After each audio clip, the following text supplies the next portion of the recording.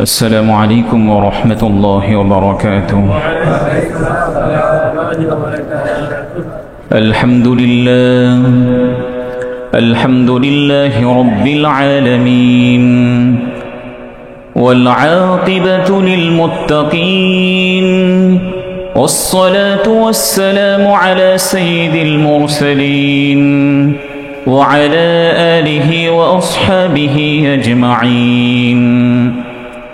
أما بعد، فقد قال الله تعالى في القرآن الكريم: أعوذ بالله من الشيطان الرجيم، بسم الله الرحمن الرحيم.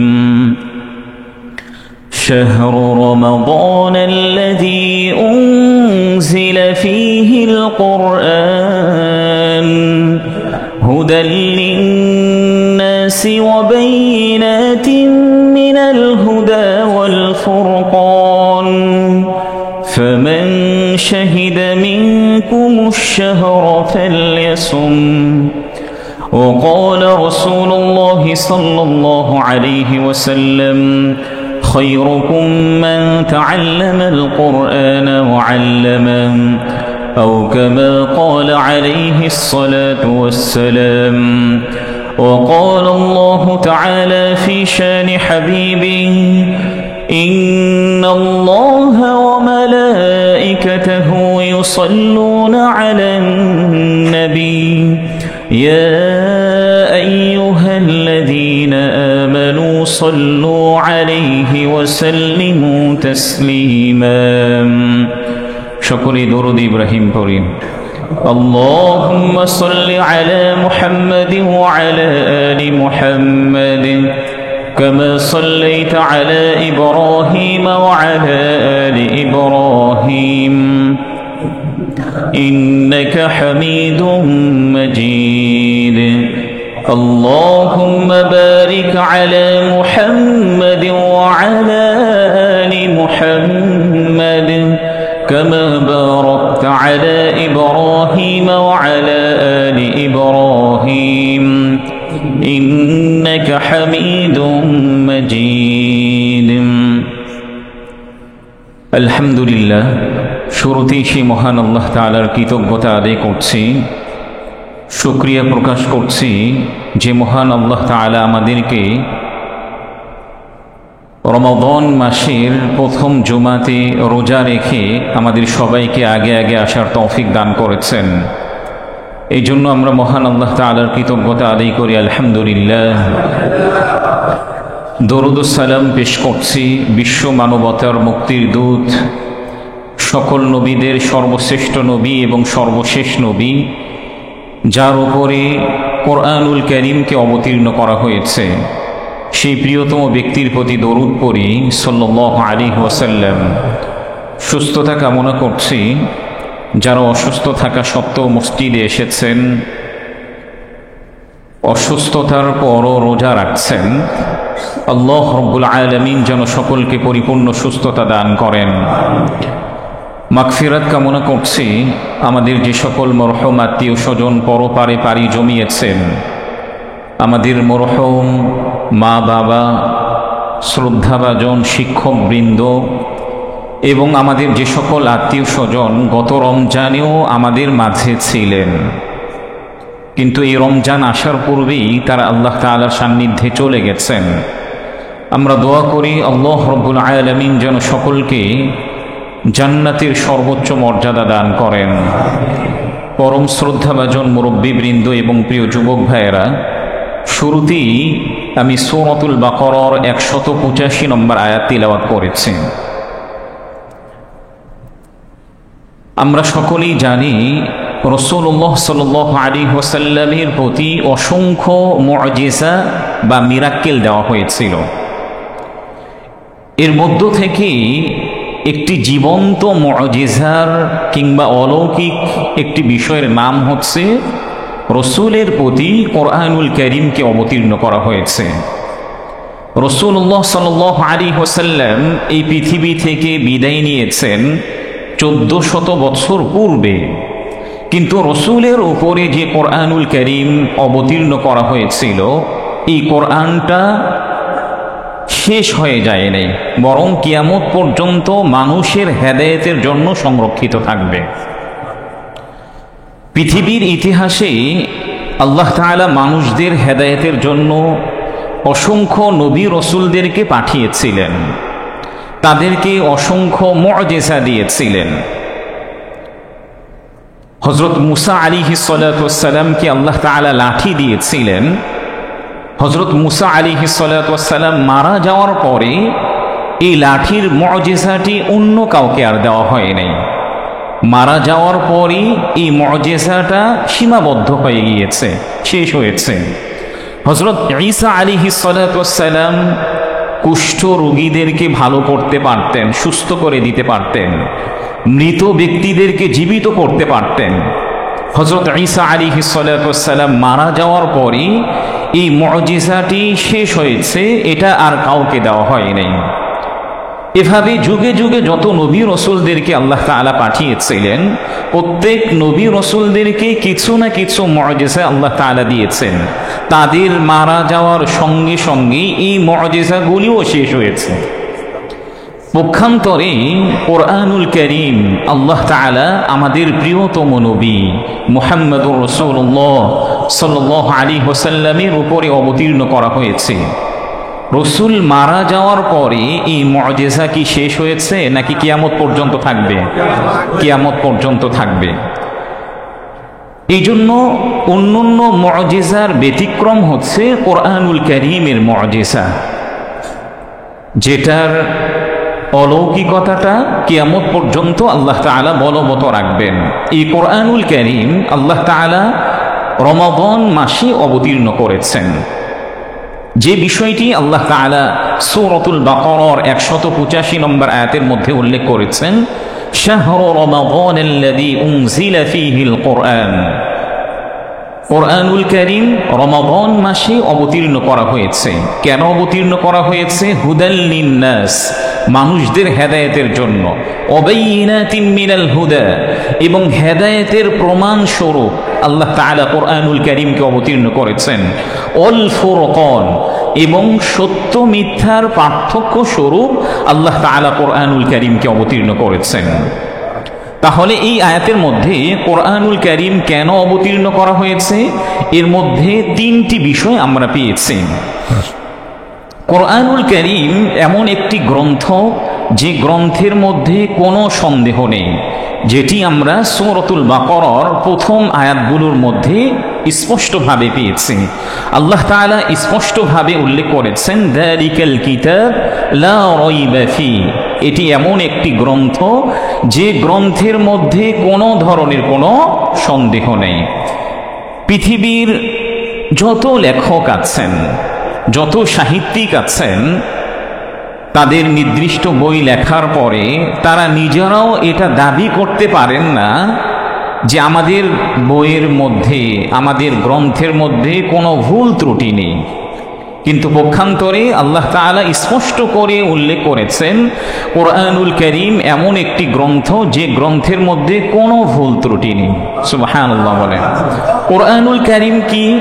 কোরআনুল কারীম দ্বারা আমাদের কি উপকার হবে, এই বিষয়টিও আল্লাহ তাআলা সূরাতুল ইসরার 9 নম্বর আয়াতের মধ্যে আল্লাহ তাআলা উল্লেখ করেছেন, ইন্না হাযাল কুরআনা ইয়াহদি লিল্লাতী হিয়া আকওয়াম ওয়া ইউবাশশিরুল মুমিনিনা আল্লাযীনা আমানু ওয়া আমিলুস সালিহাত। এই আয়াতের মধ্যে আল্লাহ তাআলা উল্লেখ করেছেন, নিশ্চয়ই কোরআনুল কারীম এমন একটি গ্রন্থ যে গ্রন্থটি মানুষদেরকে সরল পথের দিকে আহ্বান করে। যে গ্রন্থটি মানুষদেরকে কোন পথের দিকে আহ্বান করে? সরল পথের দিকে আহ্বান করে। ঠিক তদ্রূপ কোরআনুল কারীমটা কি সেটা, এটাও আল্লাহ তাআলা সূরাত ইব্রাহিমের 1 নম্বর আয়াতের মধ্যে আল্লাহ তাআলা উল্লেখ করেছেন, আলিফ লাম রা কিতাবুন আনজালনাহু ইলাইক লিতুখরিজান নাস মিনাল যুলুমাতি ইলান নূর। কোরআনুল কারীমটা হচ্ছে এমন একটি গ্রন্থ যে গ্রন্থটি হে নবী আমি আপনার প্রতি অবতীর্ণ করেছি, কেন অবতীর্ণ করেছি? লিতুখরিজান্নাসা মিনায-যুলুমাতি ইলান-নূর, যেন আপনি মানুষদেরকে অন্ধকার পথ থেকে আলোর পথে আনতে পারেন। কলুষিত পথ থেকে সুন্দর পথের দিকে আপনি মানুষদেরকে আনতে পারেন। কোরআনুল কারীম সেই 1400 বছর পূর্বে অবতীর্ণ করা হয়েছে, কিন্তু আজ পর্যন্ত কোরআনুল কারীমের অনুরূপ কপি কেউ বানাতে পারে নাই। আল্লাহ তাআলা কোরআনুল কারীম যখন অবতীর্ণ করেন, সমগ্র মক্কার কাফের মুশরিকদেরকে চ্যালেঞ্জ করে দিয়েছিলেন, যদি তোমরা সামর্থ্যবান হও, যদি তোমরা আমার চ্যালেঞ্জ গ্রহণ করতে চাও, তাহলে কোরআনের অনুরূপ একটি কপি তোমরা বানিয়ে দেখাও।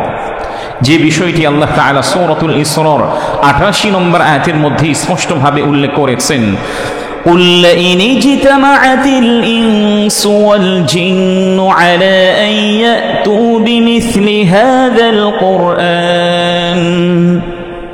এই আয়াতের মধ্যে আল্লাহ তাআলা বলেছেন, যদি তোমরা সামর্থ্যবান হও এবং সকলেই যদি একতাবদ্ধ হও, তাহলে তোমাদের কাছে আমি একটা চ্যালেঞ্জ ছুড়ে দিচ্ছি, কোরআনের মতো একটা কোরআন তোমরা বানিয়ে দেখাও। এতে তোমাদের যত ধরনের শয়তান আছে, তোমরা পরস্পরে একে অপরকে যতই সহযোগিতা করো না কেন, তারপরও তোমরা কোরআনের অনুরূপ একটি কোরআন তোমরা বানিয়ে দেখো। ঠিক তদ্রূপ আল্লাহ তাআলা সূরাতুল বাকারার একটি আয়াতের মধ্যে আল্লাহ তাআলা উল্লেখ করেছেন, ওয়া ইন কুনতুম ফি রাইবিন মিম্মা নাযালনা আলা আবদিনা ফাতু বিসূরাতিন মিন মিসলিহি। আল্লাহ তাআলা প্রাথমিকভাবে তাদেরকে পুরো কোরআনুল কারীমের অনুরূপ বানানোর জন্য চ্যালেঞ্জ ছুড়ে দিয়েছিলেন, কিন্তু তারা যখন চ্যালেঞ্জটিকে গ্রহণ করে নেই, আল্লাহ তাআলা তাদেরকে 10টি সূরা বানানোর জন্য বলেছিলেন। 10টি সূরাও যখন তারা বানাতে পারে নাই, তখন তাদেরকে একটি সূরা বানানোর জন্য আল্লাহ তাআলা চ্যালেঞ্জ ছুড়ে দিয়েছিলেন, একটি সূরাও তারা বানাতে সক্ষম হয়নি। সুবহানাল্লাহ। তাহলে কোরআনুল কারীম এমন একটি অলৌকিক বিষয়, যে অলৌকিক বিষয়ের ক্ষেত্রে সকলেই হতভম্ব এবং সকলেই যদি একে অপরকে সহযোগিতা করে, তাহলে কোরআনুল কারীমের অনুরূপ কেউই বানাতে পারবে না। এখন আসুন, কোরআনুল কারীম তিলাওয়াত করা, অনুবাদ করা, ব্যাখ্যা পড়া এবং কোরআনুল কারীমকে বোঝার উপকারিতা কি, এই বিষয়ে সহিহ বুখারীর 4739 নম্বর হাদিসের মধ্যে উল্লেখ করেছেন, রাসূলুল্লাহ সাল্লাল্লাহু আলাইহি ওয়াসাল্লাম বলেছেন, খায়রুকুম মান তাআল্লামাল কুরআনা ওয়া আল্লামাহু। রাসূল বলেছেন, তোমাদের মধ্যে সর্বোত্তম ওই ব্যক্তি যে কোরআনুল কারীম নিজে শিখে এবং অন্যকে শেখায়। তাহলে রাসূলের ভাষ্য অনুযায়ী এই পৃথিবীর মধ্যে সর্বোৎকৃষ্ট ব্যক্তিকে, যে নিজে কোরআনুল কারীম শিখে এবং অন্যকে শিখায়। এজন্য আমরা যে কয়েকটি আয়াত পারি, যে কয়েকটি সূরা জানি, এটা নিজেরাও ভালোভাবে জানা এবং অন্যকে এই আয়াতগুলি জানানোর চেষ্টা করা, তাহলে এই হাদিসের মধ্যে আমিও অন্তর্ভুক্ত হব। ঠিক তদ্রূপ সুনানু তিরমিজির 2910 নম্বর হাদিসের মধ্যে উল্লেখ করা হয়েছে, قال رسول الله صلى الله عليه وسلم من قرأ حرفا من كتاب الله تعالى فله به حسنة والحسنة بعشر أمثالها لا أقول ألف لام ميم حرف ولكن ألف حرف ولام حرف وميم حرف। رسول الله صلى الله عليه وسلم বলেছেন, কোন ব্যক্তি যদি কোরআনুল কারীমের একটি শব্দ পড়ে, আল্লাহ রাব্বুল আলামিন তার আমলনামায় একটি হাসানা লিখে দিবেন, একটি কল্যাণ লিখে দিবেন। এরপরে রাসূলুল্লাহ সাল্লাল্লাহু আলাইহি ওয়াসাল্লাম বলেছেন, একটি কল্যাণের অর্থ হচ্ছে আল্লাহ রাব্বুল আলামিন তার আমলনামায় 10টি সওয়াব লিখে দিবেন। এরপরে রাসূলুল্লাহ সাল্লাল্লাহু আলাইহি ওয়াসাল্লাম বলেছেন, আমি এটা বলি না যে আলিফ লাম মিম, যেটা একদম কোরআনুল কারীমের শুরুতে এসেছে, এটা মাত্র একটি শব্দ। রাসূল ভেঙ্গে ভেঙ্গে বলেছেন, বরং আলিফ একটি শব্দ, লাম একটি শব্দ, মিম একটি শব্দ। তাহলে এই 3টি শব্দ যদি কোনো ব্যক্তি পড়ে, তাহলে তার আমলনামায় কতটুকু সওয়াব হবে? 30টি সওয়াব আল্লাহ তাআলা তার আমলনামায় লিখে দিবেন। দেখেন, আল্লাহ তাআলার কিন্তু কোনো পরিবার নেই। আল্লাহ তাআলার কোনো পরিবারের সদস্য আছে, কোনো সন্তান আছে, কোনো পিতা মাতাও নেই। কিন্তু কোরআনুল কারীমকে নিয়ে যারা গবেষণা করবে, কোরআনুল কারীমের সাথে যারা লেগে থাকবে, কোরআনুল কারীমের অনুবাদ জানার চেষ্টা করবে, আল্লাহ তাআলা তাদের ব্যাপারে বলেছেন তারা আমার পরিবারের অন্তর্ভুক্ত। সুনানু ইবনে মাজার 179 নম্বর হাদিসের মধ্যে উল্লেখ করা হয়েছে, রাসূলুল্লাহ সাল্লাল্লাহু আলাইহি ওয়াসাল্লাম বলেছেন, ইন্না লিল্লাহি আহলিনা মিনান নাস ক্বালু ইয়া রাসূলুল্লাহি মান হুম ক্বালা হুম আহলুল কুরআনি আহলুল্লাহি ওয়া খাসাতুহুম।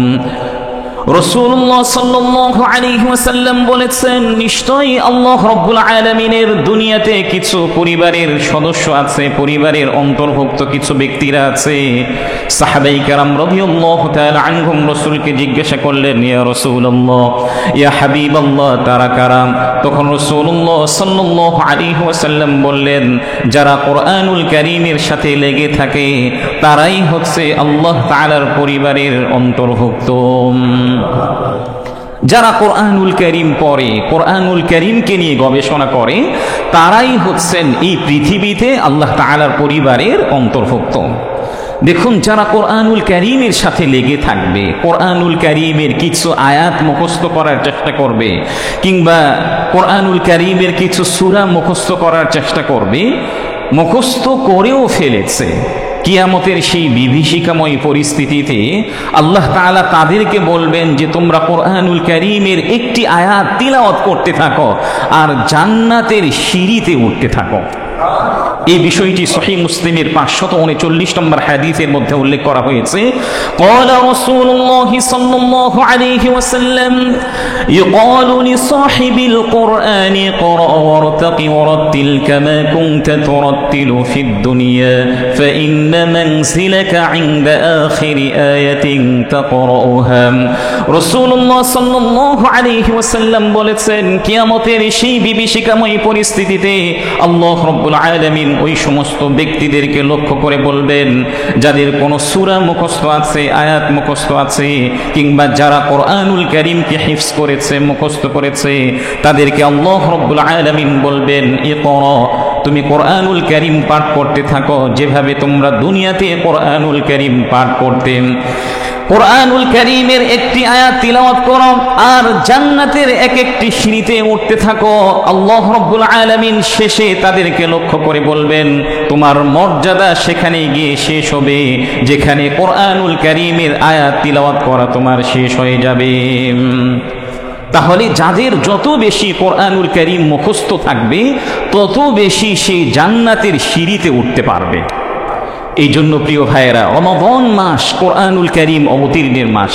আমরা অন্তত যাদের কোরআনুল কারীম শুদ্ধ আছে তারা আমরা নিজেদের ক্ষেত্রে একটা চেষ্টা করতে পারি যে আমি কোরআনুল কারীমের শেষের 10টি সূরা মুখস্থ করব, কোরআনুল কারীমের যে সকল ফজিলতপূর্ণ সূরাগুলি আছে এগুলি আমি মুখস্থ করব।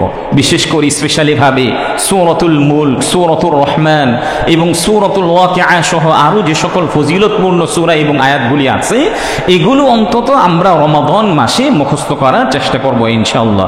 প্রত্যেক রমজান মাসে যদি আমরা চেষ্টা করি যে এই রমজান মাসে আমি সূরাতুল মুলক মুখস্থ করব, আগামী রমজানে আমি সূরাতুল ইয়াসিন মুখস্থ করব, এর পরবর্তী রমাদানে আমি সূরাতুল ওয়াকিআ মুখস্থ করব, তাহলে আমার জীবন থেকে যদি 10টি রমাদান অতিবাহিত হয়ে যায় তাহলে আমি 10টি বড় বড় সূরা আমার মুখস্থ হতে পারে। এই জন্য আমরা চেষ্টা করব তো ইনশাআল্লাহ আমাদের প্রত্যেকেরই এই ফজিলতের দিকে লক্ষ্য করে কোরআনুল কারীমের কিছু কিছু সূরা অবশ্যই মুখস্থ করা দরকার।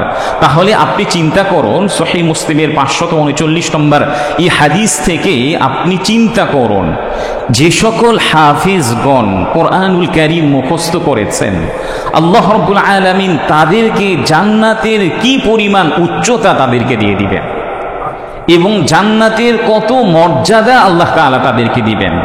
এই জন্য আমরা প্রত্যেকেই চেষ্টা করি, আমরা নিজেদের সন্তানদেরকে হয়তো আলেম বানানোর ইচ্ছে নেই, অন্তত আমরা নিজেরা নিয়ত করি আমাদের সন্তানদেরকে কোরআনুল কারীমের কিছু না কিছু তাদেরকে মুখস্থ করাবো।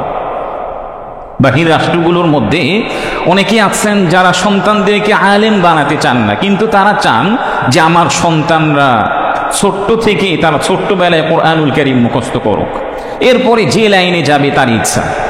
এই জন্য আমরা প্রত্যেকে এটা নিয়ত করতে পারি। এখন আসুন আমি আপনাদের সম্মুখে কোরআনুল কারীমের কিছু বৈশিষ্ট্য নিয়ে আলোচনা করতে চাই।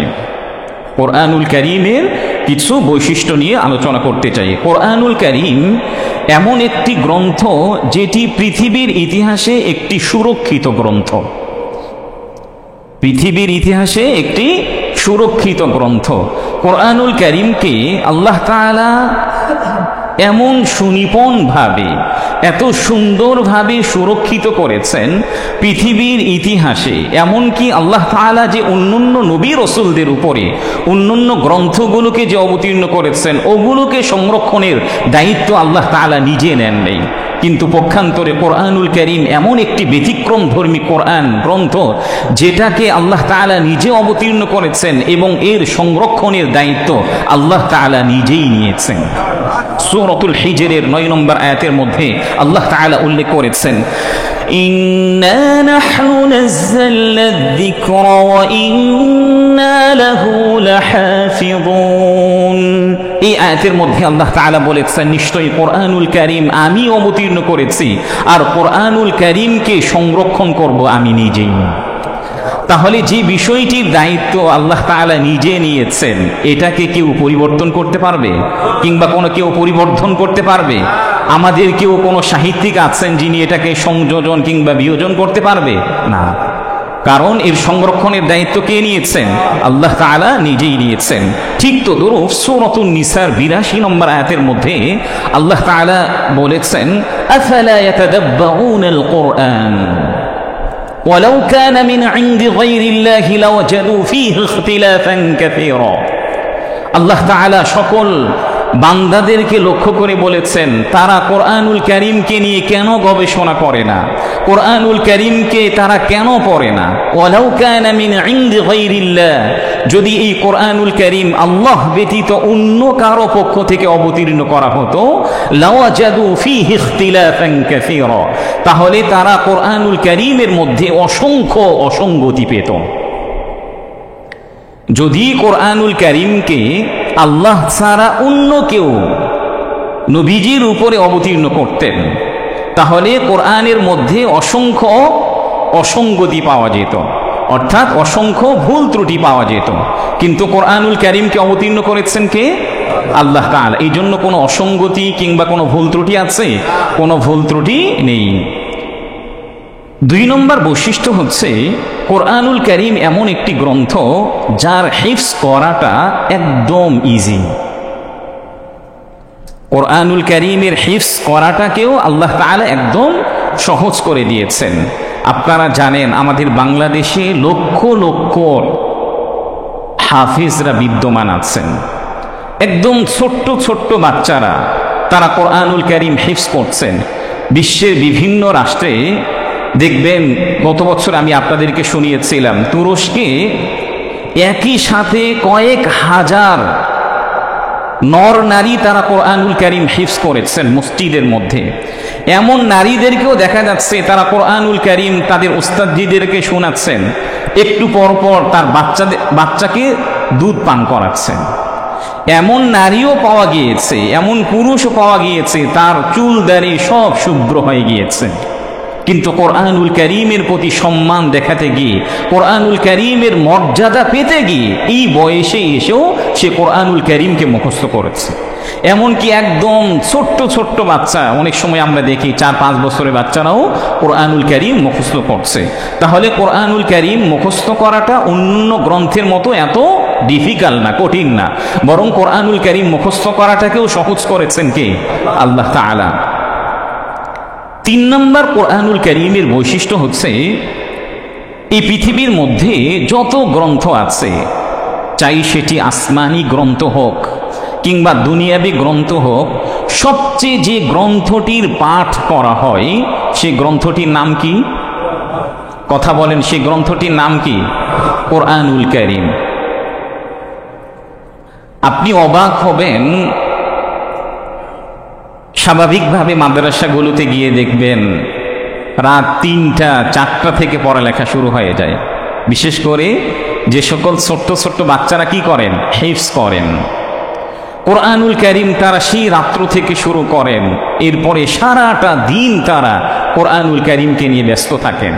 ঠিক তদ্রূপ যারা বয়স্ক আছেন, আরও যারা উলামায়ে কেরামগণ আছেন, তারা প্রতিনিয়ত কোরআনুল কারীম তিলাওয়াত করছেন। আমাদের মুরব্বীরা আছেন, আমাদের মসজিদের অনেক মুরব্বীরা, তারা প্রতিনিয়ত কোরআনুল কারীম তিলাওয়াত করছেন। অন্যান্য গ্রন্থের তুলনায় এই পৃথিবীর মধ্যে সবচেয়ে যে গ্রন্থটির তেলাওয়াত করা হয় সেই গ্রন্থটির নাম কি? কোরআনুল কারীম। 4 নম্বর বৈশিষ্ট্য হচ্ছে, যুগে যুগে আল্লাহ তাআলা যত নবী রসুলদেরকে পাঠিয়েছিলেন, নবী রসুলদেরকে তাদের উম্মতরা বিভিন্ন অপবাদ দিয়েছেন না? কথা বলেন, নবী রসুলদেরকে বিভিন্ন অপবাদ দিয়েছেন কিনা? কোরআনুল কারীম এই অপবাদগুলির জবাব দিয়েছেন। কোরআনুল কারীম কি করেছেন? এই অপবাদগুলির জবাব দিয়েছেন। এমনকি রাসূলুল্লাহ সাল্লাল্লাহু আলাইহি ওয়াসাল্লামকে পাগল বলেছেন, মিথ্যুক বলেছেন, জাদুকর বলেছেন, গণক বলেছেন মক্কার কাফের মুশরিকরা।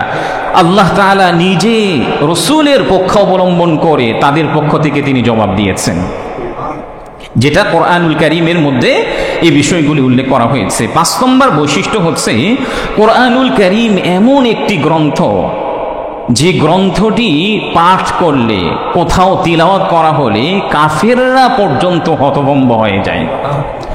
কাফেরদের হৃদয়ের মধ্যেও একটা আঘাত লাগে, যার কারণেই দেখবেন কোরআনুল কারীমের সূরাতুল ফুসসিলাতের 26 নম্বর আয়াতের মধ্যে একটা আয়াত আছে, আল্লাহ তাআলা বলেছেন, কাফেররা সেই সময় বলতো, ওয়াকালাল্লাযীনা কাফারু লা তাসমাউ লিহাযাল কুরআনি ওয়ালগাউ, তোমরা কোরআনুল কারীম শ্রবণ করো না, বরং যেখানে কোরআনুল কারীম তিলাওয়াত করা হয়, কোরআনুল কারীমের হালাকা হয়, মজলিস হয়, সেখানে তোমরা শোরগোল করতে থাকো, যেন অন্যরা কোরআনুল কারীম শুনতে না পারে। কারণ অন্যরা যদি কোরআনুল কারীম শুনতে পারে, এর প্রভাব তার হৃদয়ের মধ্যে বিরাজ করতে থাকবে। এটা প্রতি যুগে যুগেই চলমান আছে। 6 নম্বর বৈশিষ্ট্য হচ্ছে, কোরআনুল কারীম পাঠ করলে আপনি দেখবেন আপনার হৃদয়ের মধ্যে প্রশান্তি আল্লাহ তাআলা নিজে ঢেলে দিবেন। কোরআনুল কারীম পড়লে যে হৃদয়ের মধ্যে একটা প্রশান্তি অনুভব করবেন, পৃথিবীর মধ্যে অন্য কোনো গ্রন্থের মধ্যে এত প্রশান্তি নাই যতটা প্রশান্তি আল্লাহ তাআলা কোরআনুল কারীমের মধ্যে রেখেছেন। যার কারণে আল্লাহ তাআলা বলেছেন, আলা বিযিকরিল্লাহি তাতমাইন্নুল কুলুব, কোরআনুল কারীম পড়লে হৃদয়ের মধ্যে প্রশান্তি অনুভব হয়। কাযালিকা লিনুসাব্বিতা, এভাবে আল্লাহ তাআলা রসুলকে লক্ষ্য করে বলেছেন, হে নবী, আপনি কোরআনুল কারীম পড়লে আমি আপনার হৃদয়ের মধ্যে প্রশান্তি ঢেলে দেব। এই জন্য কোরআনুল কারীমের আরও বৈশিষ্ট্য আছে। এই জন্য রমাদান মাস কোরআনুল কারীমের মাস, রমাদান মাস কোরআনুল কারীম অবতীর্ণের মাস। আমাদের সালাফগণ যারা ছিলেন, তারা রমাদান মাসটাকে কিভাবে অতিবাহিত করতেন, আমি সংক্ষিপ্তভাবে আমাদের 5 জন সালাফ, যারা পৃথিবীর ইতিহাসে এক একজন নক্ষত্রের সমতুল্য, তারা রমাদান মাসকে কিভাবে অতিবাহিত করতেন। এক একজন স্কলার, তারা ভিন্ন কোনো শাস্ত্র নিয়ে আলোচনা করতেন, ভিন্ন শাস্ত্র নিয়ে গবেষণা করতেন, অ্যানালাইসিস করতেন, কিন্তু রমাদান মাস যখন আসতো, সকল গবেষণা বাদ দিয়ে তারা কোরআনের প্রতি মনোযোগী হতেন। এর মধ্য থেকে অন্যতম একজন আমাদের সালাফ, বিখ্যাত তাবিঈ আসওয়াদ ইবনু ইয়াজিদ, রমাদানের বাহিরে তিনি 6 দিনে পুরো কোরআনুল কারীম তিলাওয়াত করতেন। কয় দিনে? 6 দিনে। আর যখন রমাদান আসতো, রমাদানের প্রতি 2 রাতে তিনি কোরআনুল কারীম খতম করতেন। প্রতি 2 রাতে কি করতেন? কোরআনুল কারীম খতম করতেন। যে বিষয়টি তবাকাত ইবনে সাদের 8 নম্বর খণ্ডের 195 নম্বর পৃষ্ঠার মধ্যে উল্লেখ করা হয়েছে। আমাদের বিখ্যাত একজন স্কলার হযরত ইমাম ইব্রাহিম আন-নাখঈ রাহিমাহুল্লাহ, পৃথিবীর ইতিহাসে আরেকজন অন্যতম নক্ষত্র। ইমাম ইব্রাহিম আন-নাখঈ রাহিমাহুল্লাহ, তিনি রমাদানের সময়ে প্রতি 3 দিনে 1 খতম কোরআনুল কারীম তিলাওয়াত করতেন। প্রতি 3 দিনে কি করতেন? এক খতম কোরআনুল কারীম তিলাওয়াত করতেন। আমরা তো তারাবিতে এক পারা দেড় পারা করতেই কি ক্লান্ত হয়ে পড়ি, শ্রান্ত হয়ে যায়, পা ব্যথা হয়ে যায়। তাহলে আপনি তাদের ব্যাপারে একটু চিন্তা করুন তো, প্রতি 3 দিনে যদি কোরআনুল কারীম খতম করতেন তাহলে তাদের কি পরিমাণ তারা কোরআনুল কারীমকে নিয়ে ব্যস্ত থাকতেন। এই বিষয়টি মুসান্নাফে আব্দুর রাজ্জাকের 4 নম্বর খণ্ডের 254 নম্বর পৃষ্ঠার মধ্যে উল্লেখ করা হয়েছে। আমাদের ইমাম, আকাশের উজ্জ্বল নক্ষত্র ইমাম আবু হানিফা রহিমাহুল্লাহ, তিনি রমজান মাসে 62 খতম কোরআনুল কারীম তিলাওয়াত করতেন। রমজান মাসে কয় খতম কোরআনুল কারীম তিলাওয়াত করতেন? 62 খতম কোরআনুল কারীম তিলাওয়াত করতেন, যে বিষয়টি তারিখে বাগদাদের 13 নম্বর খণ্ডে 355 নম্বর পৃষ্ঠার মধ্যে উল্লেখ করা হয়েছে। আমাদের আরেকজন ইমাম, আকাশের উজ্জ্বল নক্ষত্র ইমাম আশ-শাফিঈ রহিমাহুল্লাহ, তিনি রমজান মাসে 60 বার কোরআনুল কারীম খতম করতেন। রমজান মাসে কতবার কোরআনুল কারীম খতম করতেন? 60 বার কোরআনুল কারীম খতম করতেন, যে বিষয়টি বাইহাকির 1 নম্বর খণ্ডের 240 নম্বর পৃষ্ঠার মধ্যে উল্লেখ করা হয়েছে। আমাদের আরেকজন ইমাম, আকাশের উজ্জ্বল নক্ষত্র ইমাম বুখারী রহিমাহুল্লাহ, তিনি সাহারির সময় প্রতি 3 রাত্রে 1 খতম কোরআন শেষ করতেন। অর্থাৎ শুধু সাহারির সময়ে তাহলে 3 সাহারিতে তিনি 1 খতম কোরআন তেলাওয়াত করতেন। ইমাম বুখারী রাহিমাহুল্লাহ এর ব্যাপারে বর্ণিত হয়েছে, তিনি প্রতি রমজানে প্রতিদিন অর্থাৎ রমজানের প্রতিদিন 1 খতম কোরআনুল কারীম তেলাওয়াত করতেন। প্রতিদিনের বেলায় 1 খতম কোরআনুল কারীম তিলাওয়াত করতেন। তাহলে দেখুন আমাদের সালাফগণ যারা ছিলেন, তারা রমজান মাসে মনে হয় না কেউ 30 খতমের নিচে কেউ কোরআনুল কারীম তেলাওয়াত করতেন। কারো অভ্যাস ছিল যে তারা তাহাজ্জুদ নামাজে পুরো কোরআনুল কারীম শেষ করতেন, কারো অভ্যাস ছিল তারাবির নামাজে তারা শেষ করতেন, কারো অভ্যাস ছিল তারা সাহরির সময় কোরআনুল কারীম শেষ করতেন। এই জন্য প্রিয় ভাইয়েরা, আমরা যারা এখন আছি, আমাদের অন্তত পক্ষে এতটুকু চেষ্টা হওয়া দরকার যে আমরা রমাদান মাসে অন্তত পক্ষে 5 খতম কোরআনুল কারীম তিলাওয়াত করব। 5 খতম কোরআনুল কারীম তিলাওয়াত করাটা কি আমাদের জন্য একদম ইজি। স্বাভাবিকভাবে তারাবির নামাজে তো 1 খতম হয়ে যায়, আর আপনি যদি প্রতি নামাজের আগ পরে মাত্র 4 পৃষ্ঠা করে কোরআনুল কারীম তিলাওয়াত করেন, তাহলে 5 ওয়াক্ত সালাতে আপনার 20 পৃষ্ঠা তেলাওয়াত হয়ে যায়। তাহলে দেখা যাবে যে মাস শেষে আপনার একেবারে ইজিভাবে 1 খতম কোরআনুল কারীম আপনার তেলাওয়াত হবে। এর বাহিরে যদি আপনি প্রতি নামাজের পূর্বে 4 পৃষ্ঠা, নামাজের পরে 8 পৃষ্ঠা, তাহলে এভাবে প্রত্যেক নামাজে যদি পড়েন 8 পৃষ্ঠা করে, তাহলে দেখা যাবে মাস শেষে আপনার 2 খতম কোরআনুল কারীম তেলাওয়াত করা শেষ হবে। এই জন্য আমরা নিজেরাও চেষ্টা করি, যেহেতু রমাদান মাস কোরআনুল কারীমের মাস, এই জন্য আমরা অন্যান্য ব্যস্ততা ছেড়ে দিয়ে শুধুমাত্র কোরআনুল কারীমকে নিয়ে ইনশাআল্লাহ আমরা ব্যস্ত থাকার চেষ্টা করব। এখন আসুন, কোরআনুল কারীম তো আমরা নিজে তেলাওয়াত করব, পাশাপাশি অন্যের থেকেও কোরআনুল কারীমের তেলাওয়াত শুনব। নিজে কোরআনুল কারীম তেলাওয়াত করবই তো, পাশাপাশি অন্যের থেকেও কি করব ইনশাআল্লাহ, কোরআনুল কারীমের তেলাওয়াত শুনব। কোরআনুল কারীম অবতীর্ণ হয়েছে কার উপরে?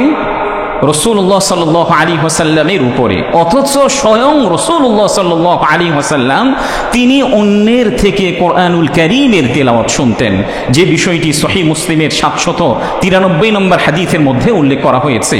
হযরত আব্দুল্লাহ ইবনে মাসউদ রাদিয়াল্লাহু তাআলা আনহু তিনি নিজে বলছেন যে রাসূলুল্লাহ সাল্লাল্লাহু আলাইহি ওয়াসাল্লাম আমাকে একবার এভাবে বলছেন, قال للنبي صلى الله عليه وسلم اقرأ علي قلت أقرأ عليك وعليك أنزل قال رسول الله صلى الله عليه وسلم فإني أحب أن أسمعه من غيري فقرأت عليه سورة النساء حتى بلغت فكيف إذا جئنا من كل أمة بشهيد وجئنا بك على هؤلاء شهيدا।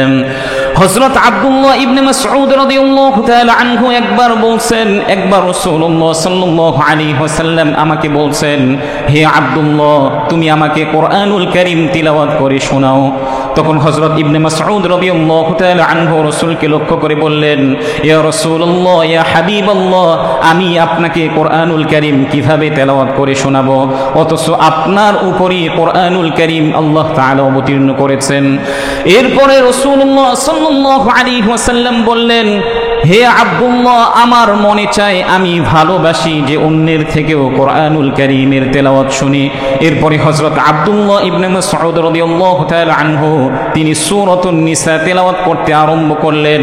যখন এই আয়াত পর্যন্ত পৌঁছলেন, ফাকাইফা ইযা জিনা মিন কুল্লি উম্মাতিন বিশাহীদিন ওয়া জিনা বিকা আলা হাউলাই শাহীদা, এই আয়াতের মধ্যে আল্লাহ রাব্বুল আলামিন রাসূলুল্লাহ সাল্লাল্লাহু আলাইহি ওয়াসাল্লামের প্রশংসা করতে গিয়ে বলেছেন, হে নবী, আমি প্রত্যেক উম্মতের বিরুদ্ধে একজন সাক্ষীকে উপস্থিত করব, আর সকল সাক্ষীদের বিরুদ্ধে আমি আপনাকে উপস্থিত করব। এই আয়াতটি যখন হযরত আব্দুল্লাহ ইবনে মাসউদ রাদিয়াল্লাহু তাআলা আনহু তিলাওয়াত করলেন, তিলাওয়াত করা অবস্থায় রাসূলুল্লাহ সাল্লাল্লাহু আলাইহি ওয়াসাল্লাম তিনি কাঁদতে আরম্ভ করলেন। প্রত্যেকটা উম্মতের বিরুদ্ধে আল্লাহ তাআলা একজন সাক্ষী উপস্থিত করবেন, যে সাক্ষী তাদের সকল উম্মতদের বিরুদ্ধে সাক্ষ্য দান করবে আল্লাহ তাআলার কাছে।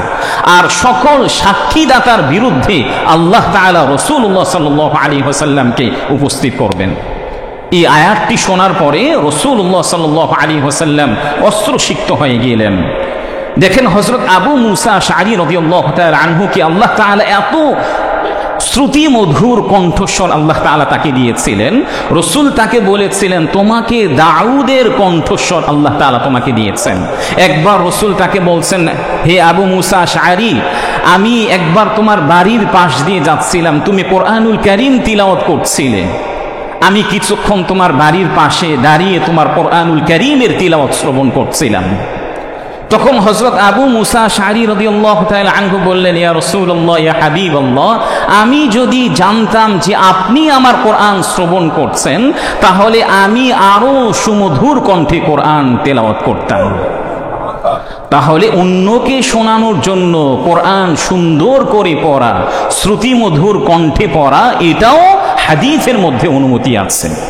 এছাড়া দেখেন, সহিহ বুখারীর ৭০৮৯ নম্বর হাদিসের মধ্যে উল্লেখ করা হয়েছে, রাসূলুল্লাহ সাল্লাল্লাহু আলাইহি ওয়াসাল্লাম বলেছেন, লাইসা মিন্না মান লাম ইয়াতাগান্না বিল কোরআন, যারা কোরআনুল কারীম সুন্দর করে পড়ে না, শ্রুতিমধুর কণ্ঠে পড়ে না, তারা আমার উম্মতের অন্তর্ভুক্ত না।